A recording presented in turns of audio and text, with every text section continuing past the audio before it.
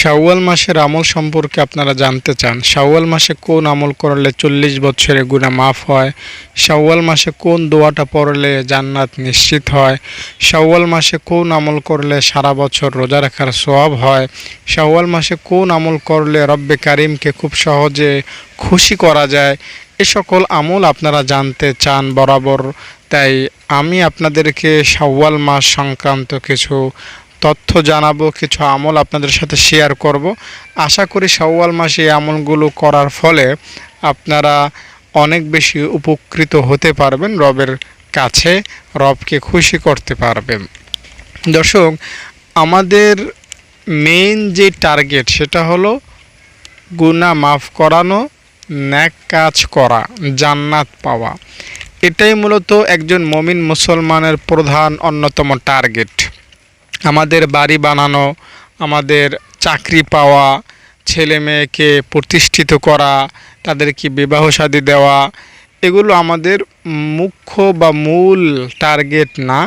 আমাদের মূল টার্গেট হলো পরকাল, নেক কাজ করা, গুনাহ মাফ চাওয়া, জান্নাত কামাই করা। তো এই টার্গেটটার পেছনে আমাদেরকে সদা সর্বদা চলতে হবে, কোনো অবস্থাতেই যাতে আমরা এই টার্গেট থেকে সরে না যাই সেদিকে আমাদের খেয়াল রাখতে হবে। আল্লাহ তাআলা ইনশাআল্লাহ তাহলে আমাদের প্রতি অনেক বেশি দয়া করবেন। আর আপনি কখনোই হতাশ হবেন না। আপনি হয়তো বারবার আল্লাহ তাআলার কাছে তাওবা করে ব্যর্থ হচ্ছেন, তাওবা রাখতে পারতেছেন না, হতাশ হবেন না। আমাদের মালিক এমন একজন রব যিনি বান্দাকে বারবার ক্ষমা করতে ভালোবাসেন। আপনি এতদিন নামাজ পড়েন না, মাফ চান, আল্লাহ আপনাকে মাফ করবেন। আপনি এতদিন বোরকা পরেন না, মাফ চান, আল্লাহ আপনাকে মাফ করবেন। আপনি এতদিন সুদি কারবার করেছেন, মাফ চান। আপনি নেশা করেছেন, আপনি মাফ চান। রব আল্লাহ আপনাকে মাফ করতে প্রস্তুত, আল্লাহ আপনাকে মাফ করে দিবেন। আল্লাহ কতটা বেশি দয়ালু একটা ঘটনা শোনায় আপনাকে। মুসা আলাইহিস সালামকে আল্লাহ তাআলা জানায় দিলেন, হে মুসা, তোমার একজন উম্মত সে বারবার আমার কাছে তাওবা করে বারবার তাওবা ভাঙ্গে, আমাকে বলে আল্লাহ আমি আর গুনাহ করব না, এবারই শেষ, আমাকে মাফ করে দাও। আমি তাকে মাফ করে দেই, কিন্তু সে যেই লাউ সেই কদু আবার গুনাহ করে ফেলে। তো তুমি তাকে গিয়ে সরাসরি জানায়া দাও, সে যদি আরেকবার আমার সাথে কথা না রাখে, কথা দিয়ে কথা ভঙ্গ করে, মানে তাওবা করার পরেও আবার গুনাহ করে, তাহলে তাকে গিয়ে বলে দাও আমি আল্লাহ তাকে আর মাফ করব না, তাকে আমি শাস্তি দেব। এটা তুমি গিয়ে তাকে জানায় দাও। মুসা আলাইহিস সালাম তড়িঘড়ি করে তার কাছে গেলেন এবং গিয়ে বললেন, এই ভাই শোনো, তোমাকে আল্লাহ তাআলা লাস্ট ওয়ার্নিং দিয়েছেন আমার মাধ্যমে যে তুমি নাকি বারবার তাওবা করে বারবার তাওবা ভঙ্গ করো, আল্লাহকে কথা দাও আল্লাহ আর নামাজ ছাড়বো না, কিন্তু তুমি আবারও নামাজ ছেড়ে দাও, আবারও মিথ্যা বলো। তো এবার আল্লাহ তাআলা আমার মাধ্যমে সিদ্ধান্ত জানিয়েছেন, তুমি যদি আর গুনাহ করো আর তাওবা ভঙ্গ করো, আল্লাহকে কথা দিয়ে আরেকবার কথা ভঙ্গ করো, তাহলে আল্লাহ জানায় দিয়েছেন তোমাকে আল্লাহ আর ছাড় দিবেন না, তোমার গুনাহ আল্লাহর মাফ করবেন না, তোমাকে আল্লাহ তাআলা জান্নাত দিবেন না, তোমাকে জাহান্নামে ফেলে রাখবেন। এটা তোমার জন্য সর্বশেষ সতর্কবার্তা আল্লাহ আমার মাধ্যমে তোমাকে জানান দিয়েছেন। তো লোকটা মুসা আলাইহিস সালামের কাছ থেকে কথা শুনে অনেকটাই ভয় পেয়ে গেলেন। আসলেই তো আমি বারবার তাওবা ভঙ্গ করি, আর এটা করা যাবে না, আল্লাহ নারাজ হয়ে গিয়েছেন, এটা আর করব না। তিনি একেবারে খাঁটি মনে ফাইনাল তাওবা করলেন, আল্লাহ না, এবার সত্যি সত্যি তুমি মুসা নবীর মাধ্যমে যেহেতু আমাকে জানাই দিয়েছো, আমি আর গুনাহ করবই না। এবার আমি একদম ফাইনাল কথা বললাম, গুনার বাউন্ডারির কাছেই আমি যাব না।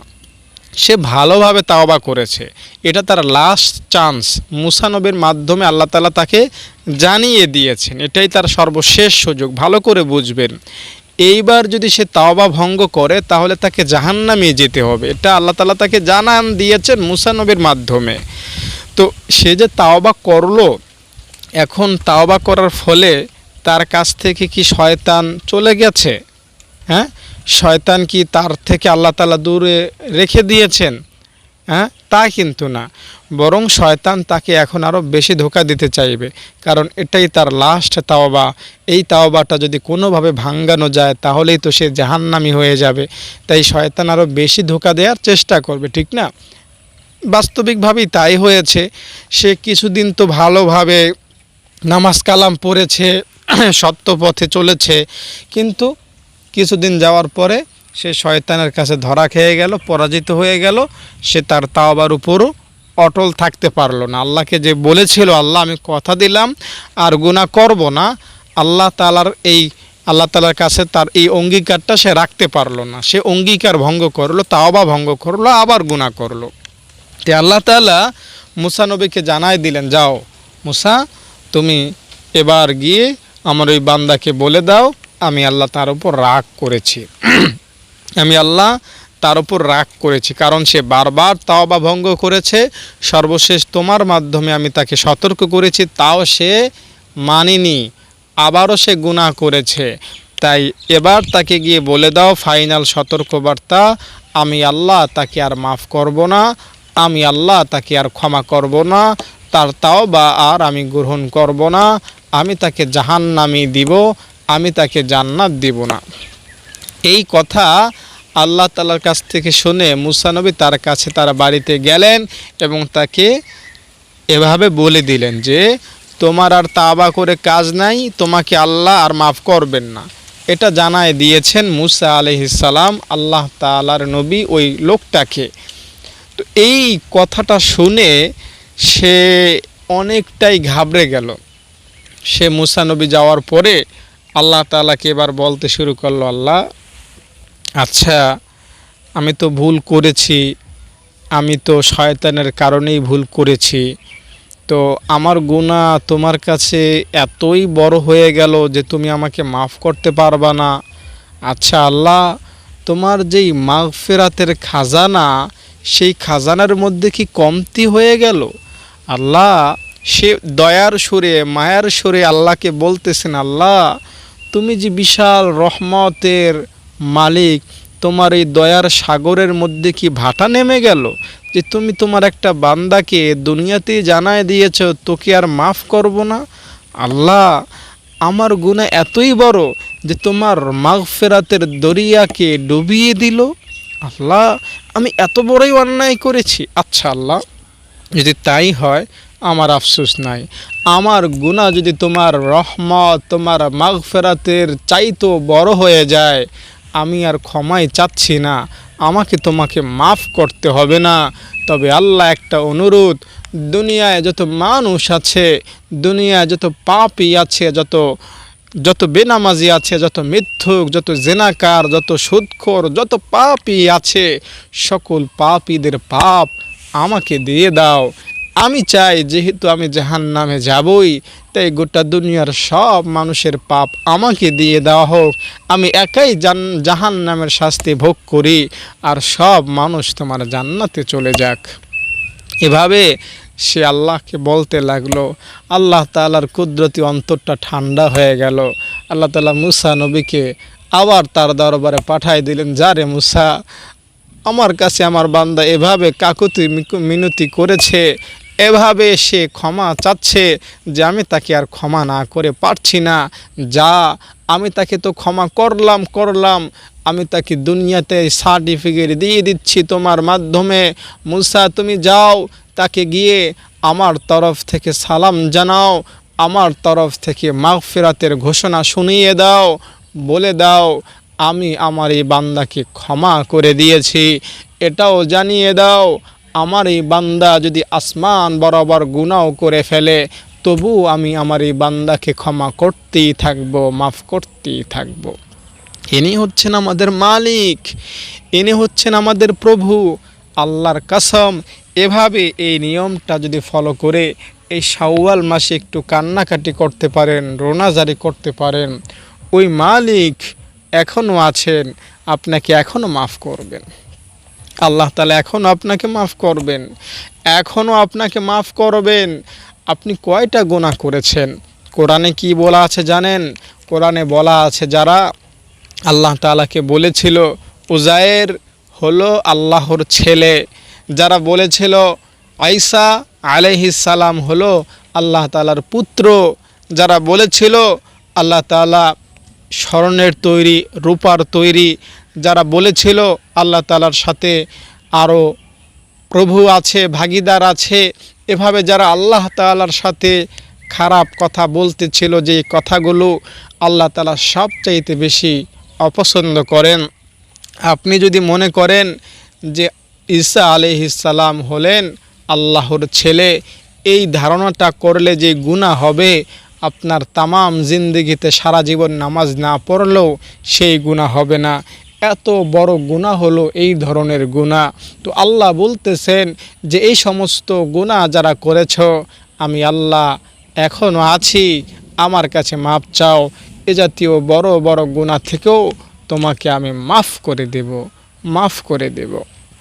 যেদিন আল্লাহ তাআলা আমাদের নবীজির কাছে আয়াত নাজিল করলেন যে হে নবী, আপনার উম্মত যখনই মাপ চাইবে আমি তখনই তাকে মাফ করব, সারা জীবনের সব গুনাহ মাফ করে দেব, তখন ওই দিন শয়তান এত কেঁদেছিল যেটা ভাষায় বলে শেষ করা যাবে না। আফসোস করতেছিল, হায় লক্ষ লক্ষ বছর ধরে আমি যাদের পেছনে শ্রম দিলাম, যাদেরকে আমি 60-70 বছর ধরে গুনাহের কাজে লিপ্ত রাখবো, এদেরকে 1 সেকেন্ডের মধ্যেই আল্লাহ ক্ষমা করে দেবেন। এই আয়াত কোরআনে নাজিল হয়েছে। শয়তান এটা ভেবে কান্না করতেছিল। আসলেই এটা বাস্তব, আসলেই এটা সত্য। রব মহান আল্লাহ আপনাকে আমাকে মুহূর্তের মধ্যে ক্ষমা করতে চান, মুহূর্তের মধ্যে মাফ করতে চান। আপনি সকালবেলা এরকম কথা শুনেছেন, সকালবেলা বাদশা তুমি, ফকির সন্ধ্যাবেলা। আবার তুমি সকালবেলা ফকির, সন্ধ্যাবেলা বাদশা, এরকম কথা হয়তো আপনি শুনেছেন। হয়তো আপনি বহু ঘটনাও আপনার সমাজে, আপনার দেশে এরকম সচক্ষে আপনি দেখেছেন বা লোকমুখে শুনেছেন। এরকম বাস্তবিক কথা পরকালের দিক থেকেও প্রযোজ্য। কত মানুষ এমন আছে যারা কিছুক্ষণ আগেও ছিল জাহান্নামের লাকড়ি, কিন্তু সময়ের ব্যবধানে তারা হয়ে গিয়েছেন জান্নাতের মেহমান। মালিক ইবনে দিনারের নামটাই চলে আসে।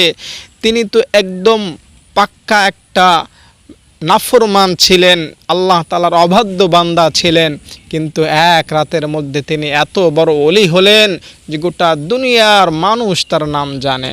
কিফলের নামটাই বলা যায়। বনি ইসরায়েলের এই লোকটা প্রতি রাতে জিনা করত, অশ্লীল কাজ, বেহায়াপনা, মদ খাওয়া তার নিত্য দিনের কাজ ছিল। কিন্তু মাত্র একটা রাত, আল্লাহর নামের শপথ, মাত্র একটা রাতের তাওবা তাকে আল্লাহ তাআলা এত কবুল করেছেন যে তার গেইটের মধ্যে আল্লাহ লিখে দিয়েছেন, আমি আল্লাহ কিফেলকে মাফ করে দিয়েছি। সে সারা জীবন আকাম কুকাম করেছে, এক রাতের তাওবা তাকে ওলি বানায়া দিয়েছে। তাই ওই আল্লাহর কাছে যদি আপনি মাফ চান, ওই আল্লাহ আপনাকে মাফ করবেন, আল্লাহ আপনাকে মাফ করবেন। মুসা আলাইহিস সালাম আল্লাহকে বললেন, আল্লাহ আমি জানবার চাই আমার এই উম্মতের মধ্যে সবচাইতে খারাপ লোকটাকে।